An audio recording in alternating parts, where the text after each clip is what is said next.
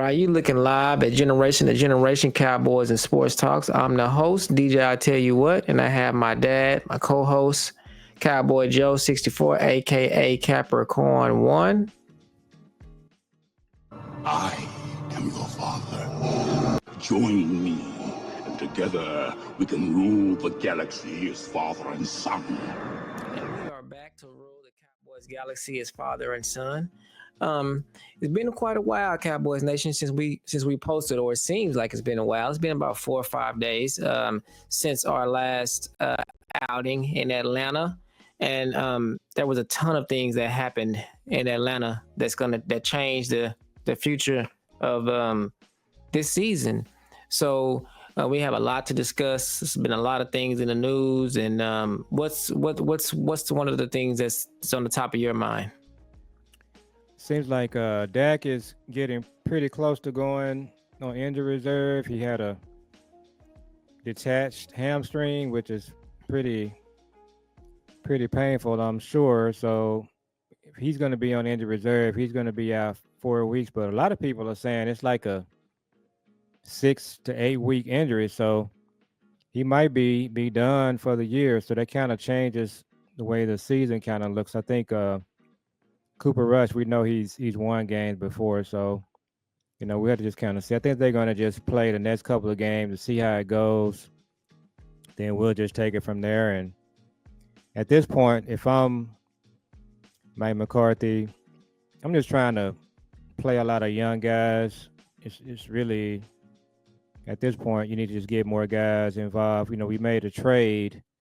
We got to talk about the trade. Want to get your thoughts on that? What the price we paid for it and the player. So did you watch any film on him? I did. Do you remember him from the draft a couple years ago? Oh, I for sure remember him from the draft. Definitely. So what were your thoughts on him in the draft? I wanted to get him in the draft. Really? Yeah. In what round? The second.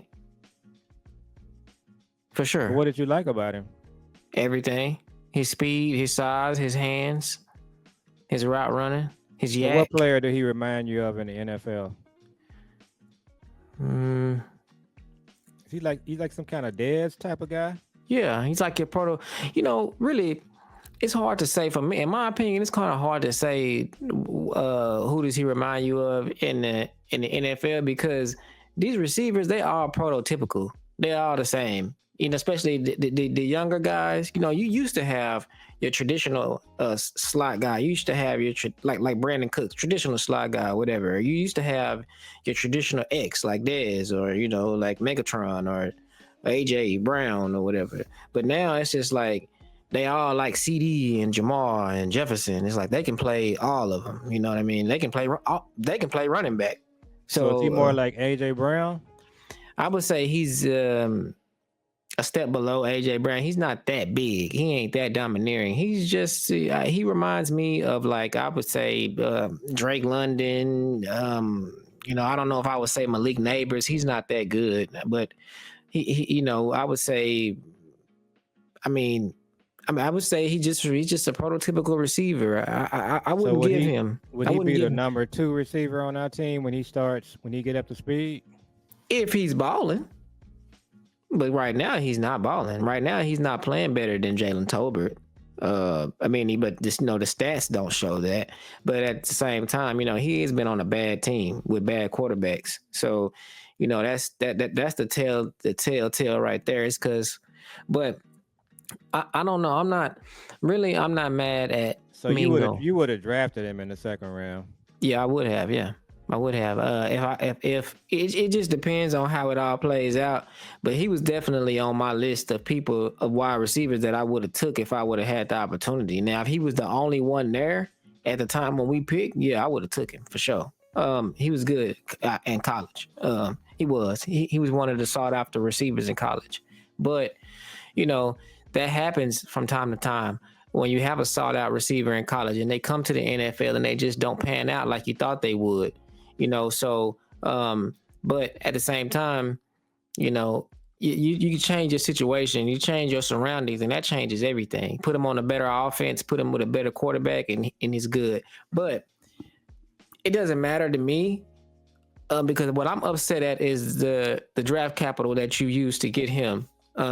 Which we all know that the Cowboys are horrible at this, and after so many mistakes that you have made this season, it's just like, to me, you would think that everything that you would do going forward from a general manager's perspective would be under a microscope or under a magnifying glass. You have to be going forward if you want to turn this thing around, or like for instance, you gotta if you're gonna tank, inevitably you have to do it right. You can't just go mess it up. You have to tank right.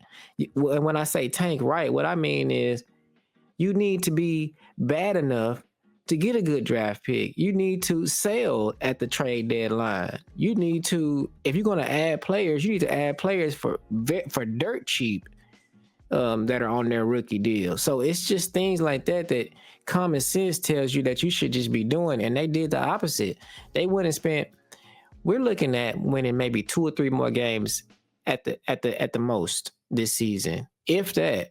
And so that means that all of our draft picks are going to be high draft picks. So that means your 2 is really like the N one, and your 3 is really like a N2. So for them to trade a high 4, really like an N3, after they did that again with Trey Lance last year, to me, it's just like a slap in the face. It's just like, I mean, it makes no sense. And then Steven gets on the radio, and I know I'm not supposed to listen to Steven, but I got to do my translating Steven. Steven gets on here, and then he actually says something like, well, everybody's going to have their opinion, and we like them in the draft, and everyone's going to have their opinion about the amount of capital, the draft capital that we choose in, and so you're going to have some people that's going to say it's a good trade, and you're going to have some people that's going to say it's a bad trade. And my response to him is, Steven, no one says it's a good trade. There is no one that says that. You're just making that up. No one has said that it was good. Everyone has, the entire consensus says that it was horrible. So stop with the foolishness, talking about, oh, it's everyone's going to have their opinion. No, everyone is not going to have their opinion. It's a fact. That was a bad trade. Just stop it. You guys are just ruining the franchise. That's what you're doing. And so it's just, they continue to do these things, and who knows, man. Jonathan Mingo might pan out. He might be great. Hey, we need help. And he was a sought after receiver in a draft. I mean, I would have picked him. So hopefully he can come in, and next year when we get a new head coach, a new offensive coordinator, maybe they can use him to his talents and his benefits, and he's going to be on the cheap. So if it fits in with what we're doing, hopefully that's what happens. So what does he look like when he get his hands on the ball? Is he like a guy that breaks tackles? Is he just a possession guy? I was kind of surprised. He's just 23 years old. So he's the youngest probably receiver that we have. There were some guys on the team like Tolbert and some other guys that, they are older, which was kind of surprising. They just started going down the ages of the receiver. So he's just 23. Yeah. So, he has, but this trade would have looked a lot better if they had traded a 5th or 6th round pick, which is what most teams were doing. If they were going to invest a 4th round pick, they could have actually went after Adams or, D-Hop and let's see, Deontay, what's his name? That he played for Carolina. He was their number 1 receiver. Deontay Johnson. And he went to who did he go to? But he went for a lesser round pick, so they could have traded for Deontay Johnson. Now, I'm just trying to Deontay Johnson. I'm not that familiar with his game, so is he just a better player? Yeah, hands down. So he's like an Antonio Brown type. Yeah, he is. He's good.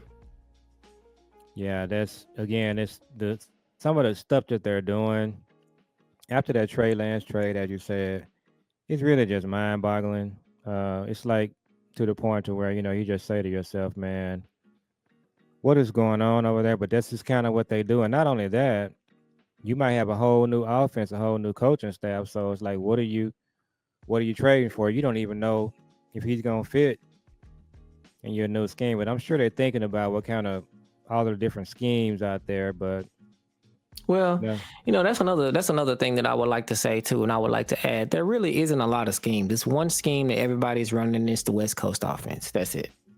yeah, yeah. Now you do have your Ben Johnsons out there. He's not running that. Cliff Kingsbury's not running that.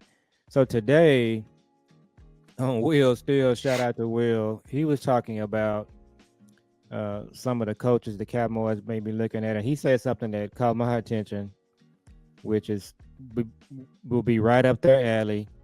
He seemed to think that they would be looking at somebody like Matt Eberflus, and so when he said that, so yeah, that would be a typical Jerry hire. So Matt Eberflus is the coach of the Bears. Mm-hmm. He will get fired. Mm-hmm. He won't get another head coaching job nowhere. But Jerry Mm-hmm. would hire him. That's the Wade Phillips hired that he did before he brought Jason Garrett in. So Well, that was interesting that he said that. Matt Eberflus used to work here. Used to work for the Cowboys. Yeah, and he's a defensive coach. So Mm-hmm. again, they had his mindset that yeah, let's do something on the defensive side. But I'm telling you, where it's at, it's an offensive minded coach. He did have some people that on his show they were talking about USC coach, and I'm having a senior moment. Um, Mm-hmm. they What were about saying him? that Steven really likes him, so that was one of the names he was throwing out too, Lincoln Riley. Lincoln Riley. So, but to your point, Lincoln Riley doesn't run that West Coast offense. So there's some coaches that don't run that offense. I mean, and that's another thing too. That's right up their alley. They don't, if they see that everyone is having success with the Shanahan West Coast offense, they will totally go the opposite way. Yeah, and that's why Ben Johnson or Lincoln Riley. Now I did see a note yesterday. Mm-hmm. I think I told you this. They said that Ben Johnson has already told teams he wants to come in the door making 15 million. So if you're not Right. willing to pay that, that's kind of how he's rolling. Yeah. But you know, that's That I mean, well, in our opinion, that's going to write him out right on out of the conversation. yeah. Because I mean, they ain't paying nobody no $15 million.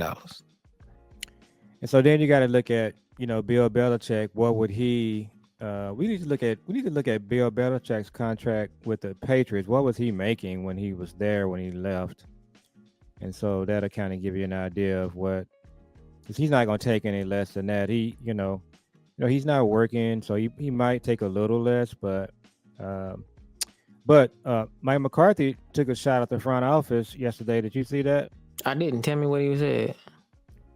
Well, he talked about how when you're building a team for the upcoming season, you got to have everybody signed by April. Oh, he said that. Yeah, because that's when you really build your team and you building your chemistry. And he said that basically what he said was when you're signing guys late into the summer, it puts you in a position to where he said that September is the most important time for teams. That's when you got to win games coming out the gate. And he basically said that when you don't sign guys by April, it doesn't really do good for your team. So a lot of people were talking about that. I know that I listened to Boss and Landlord, shout out to them. That's what their whole show was about last night. That McCarthy they call it, McCarthy strikes back and all of that. So that's cool. I just knew you had saw that, but Nah, I didn't. But I wanted to share this with you because this is not good right here. Bill Belichick is making $25 million a year. 25. Good Lord. So was he the highest paid? He was. So what is Andy Reid making? 20? Let's look it up. But also, I want to say this, and this kind of helps me. This kind of helps. Andy Reid got an extension 5 years for $100 million. So yeah, making 15, yeah. So, yeah. So 15, if that's what Andy Reid is making, and we know that that Belichick is making 25, the Cowboys should be able to afford 15 with ease. But let me say this before we get into that, because this kind of helps me sleep a little bit with the season and whatnot, and with Mike McCarthy. So we know Mike McCarthy, when he's showed the door next year, or if he even makes it through the season, he's going to talk about the Joneses and how they ran the team and how it didn't work for him. Well, he's gonna make it through the season now. Yeah, he will. Yeah, he will. So here's the deal with that. This kind of helps me sleep a little bit. When you look at what because it's kind of been exposed throughout this whole thing, what their actual plan was. Their actual plan was the 2 to 3 year window plan with Dak and CD and Micah, the 2 to 3 year window, and it wasn't this year. So they really went into the season and planned to hit the reset button as far as the cap and the contracts, and not sign any free agents, and not sign any, not make any huge, trades in the splash, and splashes in the trade. And they thought that they would be good enough to do that, and then still be able to be around the rim, which if you remain healthy, then maybe the only thing that would prevent you from doing that is the fact that you didn't have a running back, and then you would have to go get a running back like around this time. Yep. But and then we would have still been around the rim and probably would have went to the playoffs and probably would have had success while hitting the reset button at the same time. But what happened? Football happened. So they didn't expect to lose Micah. They didn't expect to lose Tank. They didn't expect for Zim's defense to take this long. They didn't They didn't expect Brandon Cooks. They didn't expect Zach Martin to have a regression year. They didn't. They might have expected Terrence Steele to be how he is, but they didn't expect that. They didn't know if the linemen, if Tyler Guyton and BB were going to work out. They didn't really know. You know what I mean? And they they didn't really know that. So. They didn't expect Cooks. They didn't expect Dak to get hurt. They didn't expect Bland to miss half a season. They didn't expect Sam Williams to get hurt and miss the season. They didn't expect none of this. Maurice Leofau to end up on injury reserve. That's a lot of people. I mean, and I'm not even done naming. So they didn't even expect that.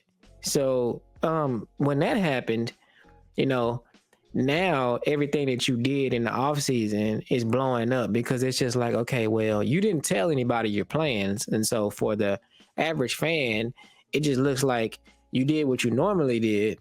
And now the chickens are coming home to roost. But in reality, they actually had a 2 or 3 year plan. You can actually look at the contracts, the way that they've set them up, and tell that that's what they are doing with the void years that they added into the contract. And so, like, for instance, they have $25 million in cap space right now. That's not a coincidence that they have exactly $25 million. And then next year, when you look at the contracts that expire next year, it's exactly $25 million. Like Zach Martin plus, I think it's a couple more. Zach Martin, Brandon Cooks, some other people, Tank. So you think that $25 million is there for Micah? No, that $25 million is there to cover, like, how, like, when you extend someone's contract and you have to pay it on the back end later. So they're like, for instance, how they're paying Zeke right now $7 million from his original contract, right? Yeah. So that $25 million is for those purposes, for the players that's on the team now that's not going to be on the team next year. Like Zach Martin, Tank, all those people, Tank, Zach Martin. And when you add up their contracts, that's what the Cowboys will be paying them next year when they're not here. And it's exactly the same as what we have now. So really, we really don't have $25 million in cap space. We have it, but it's going to be eaten off the rip soon as the season ends. That's going to be paying players that's not going to be here. So your cap number that you're going to have available is the cap that goes up. When the cap goes up, you're going to immediately have that available. You're going to be at zero, and you're going to have that goes up. And then you can also restructure Dak and CD contract and get, close to 70, 80 million. So yep. That's what their plan is now. Like you say, that's what a normal team plan would be. Now, if you are the Cowboys, they don't use that money that they're going to have next year to go out and spend in free agency. So that's the Mhm. $1 million question. Yep. When they, So you know, there you go. yes. So what they're gonna have to do when the season is over, decide if they're gonna make a sea change and just change the way they handle the cap, handle free agency. And we're gonna know pretty quick. Well, the first thing they're gonna have to do is get the coaching staff hired, get the head coach hired. So it's gonna get, we're gonna know pretty quick exactly what they have planned. But I think that they will because I haven't, I've been a Cowboy fan. I'm 35. I've been a Cowboy fan for 25 years. And I ain't never seen people talking about them like this. And I ain't never seen them, now I know it has been worse than this, but I mean, like, this is the information age. And with the millennials and the social media, we can really talk to Jerry. We can, you know what I mean? And we are. And I've never seen that. Like, how, like, I've never seen that. I've never seen him actually, like, he know what time it is. So I mean, they know that they can't. If they mess up, we're gonna continue to trash them. So it is what it is. People not going for that. People selling their tickets. People selling their jerseys. They yeah, finna find out. Sunday is probably gonna be 40% Eagle fans in the stadium, and he's gonna see that. I don't know what the rest of our home games are. What's gonna happen is when we play our home games, a big percent of the stadium is going to be the opposing team's fans, and he normally don't really make a big deal out of that, but it's going to be more apparent with what's happening now. So, And also, they're gonna be getting booed. yeah, they're gonna get booed, and but I think fans at this point know Dak is hurt, so I don't really see them booing Cooper Rush. I think what's going to happen is people are just going to be selling their tickets. So, but Cooper Rush, he came in. What we do like about him is that he does push the ball down the field. The ball comes out quick. Yeah. He don't get back there and stand around, and because he can't really move. So He ain't scared either. He ain't scared. yeah, he gonna be getting the ball out quick. So what they need Mhm. to do is just get the receivers on the field that can play. Hope we probably are done with Jalen Brooks now.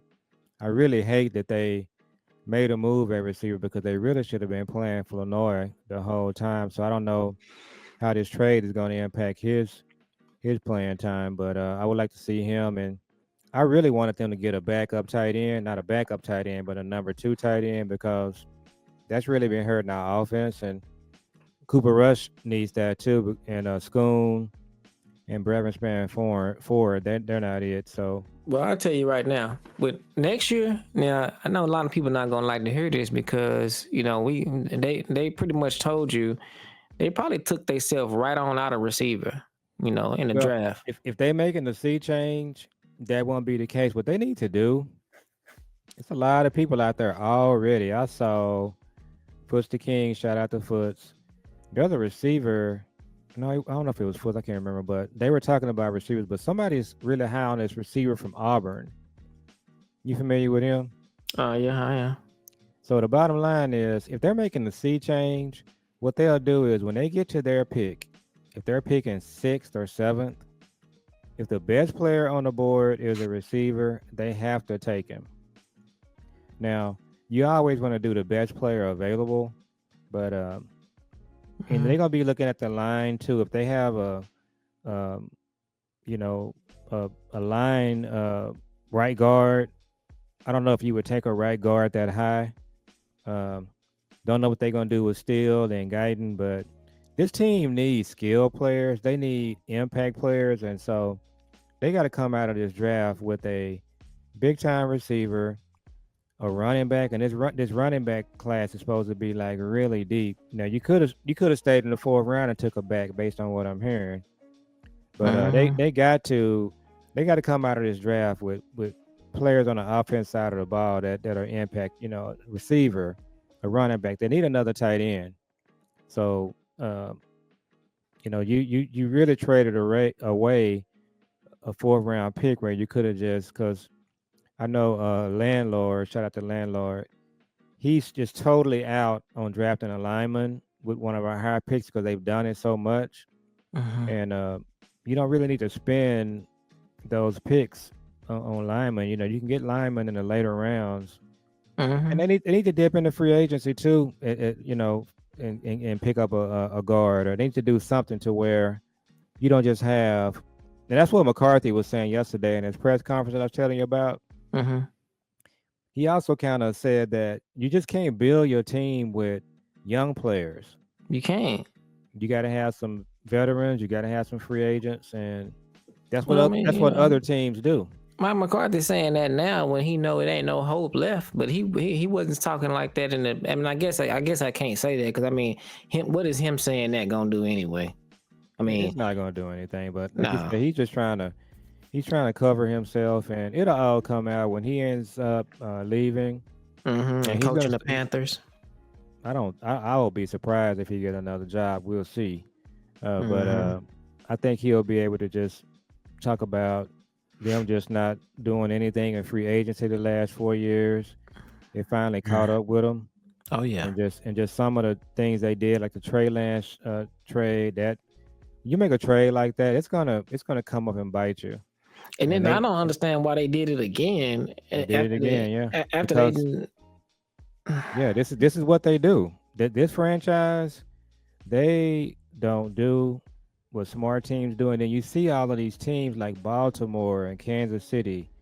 Man, they are just being so smart with the way they use their resources. I mean, they don't. These teams, I'm gonna say it 100 times. They don't go out there in free agency and just sign a whole bunch of people. They don't go out there and They're do not it. aggressive like that. They just do it smartly. Yeah, they just do smart. They do smart free agents and smart trades, and then what they do is during the season. See, the NFL back in the day, you didn't see these kind of trades. Now the NFL, it's almost like the NBA. Teams are trading like crazy. Mm-hmm. That's how And they're building a team. you know, and the Cowboys don't do it. And then so it's just But like when they do it, they it's don't do it bad. smartly. It's horrible. You're not going to see another team. And he tried to address it today, talking about when we traded Cooper, it was tough sledding. No, it wasn't. Mm-mm, No, it mm-mm. wasn't. It was not. Y'all messed up that trade like y'all do everything else. You're not going to see anyone get traded for a fifth round pick or whatever it was, and then no, what was It it? was a fifth, yeah, You're not going to see someone get traded for a fifth round pick, and then 3 years later they get traded for what? a third. You're not going to see that. That's not going to happen. You're not going to see that happening. That does So not what happen. so what they've done when you look at some of the trades that have been made recently, you know, Kansas City getting D Hop, the Ravens just traded for a corner. Washington just traded for the corner from New Orleans. Marshawn Lattimore. When you see these teams making trades, you look at the trade and you say, man, that was a heck of a trade. When Dallas makes a trade, you say to yourself, why did they even make the trade? Like the trade they just did for Mingo. Dak got hurt before you made the trade. So Dak is hurt. They knew what his injury was. So it made no sense And you to make know, that trade. Just and stand pat. There was no reason to do it. and you know McCarthy's not coming back, and you know you're going to have a new offensive coordinator. So why even do it? It made no sense. Just like it made no sense whatsoever to trade for Trey Lance. You could have got Trey Lance. The 49ers were going to Cut him. They were going to cut him. No, what they were going to do, get pennies on a dollar. So you could have got Trey Lance for a fifth or a sixth round pick. It They wouldn't have been said that hard. they said that They was going to cut him. Mingo was going to be cut. Oh, well, the rookies on the team were ahead of him on the depth chart. Yeah, by So far. that's why I was asking you, if the rookies on his team were ahead of him, you know, what did you like about him when he was coming out? I liked him when he was coming in. I can't lie about that. I did. But the Panthers got a fourth round pick. And what Jerry and Steven are going to do, you know, Boss always talks about this.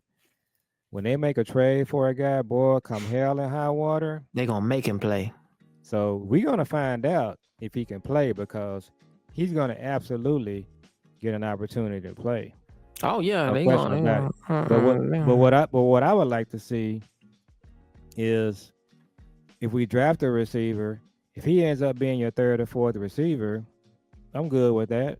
Oh yeah, I was But gonna say that too. Like now, what I'm gonna say is that even if we don't draft somebody, if we go out there next year with CD, Flanori, Jalen Tolbert, and Mingo, you better than you are this year for sure. You got some players, you got some ballers.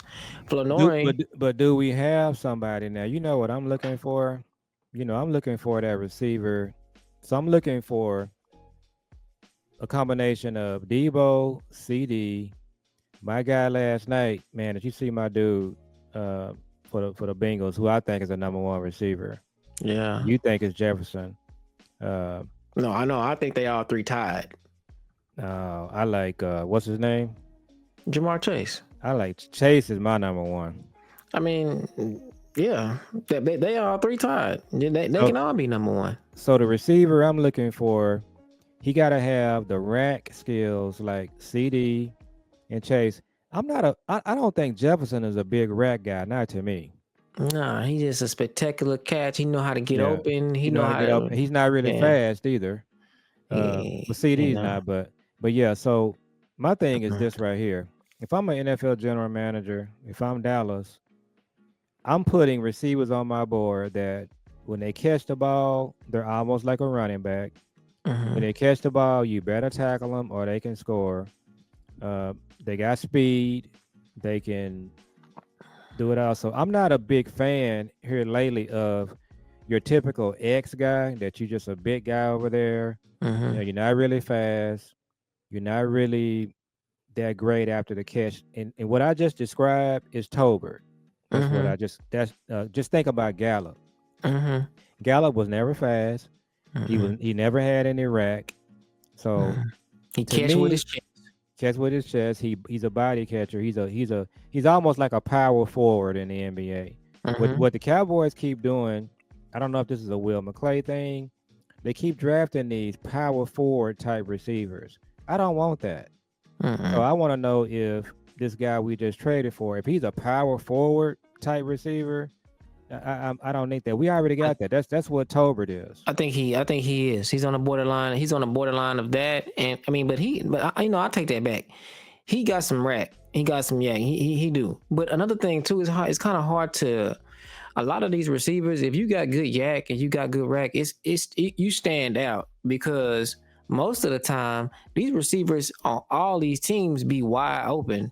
So it's not like, you know what I mean? Like Jamar Chase, he stand out because he don't be wide open, or when he do be wide open, when he get the ball, he go 0 to 100. Yeah, you're not gonna catch him. Just the same with CD. CD don't be open, but when he catch the ball, it's just like that if it's one or you two, better get him. Yeah, you gotta get him. So it's like that. And that's the reason I don't like Jefferson.